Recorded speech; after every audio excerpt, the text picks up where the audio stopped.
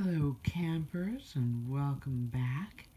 It's time to talk about our mystery snack. All right, this week our snack is a vegetable that grows underground. It's a root vegetable. I guess maybe called a tuber. Tuber. Maybe look that up and see if I'm right. It's a root vegetable.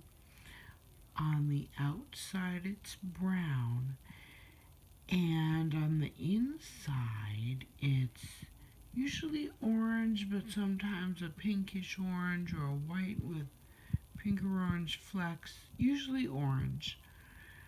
And you do have to cook it before you eat it, but there are lots of different ways to cook it. You could bake it, or mash it, or bake it then mash it, or you can make it into a pie. All right. What is our root vegetable mystery snack?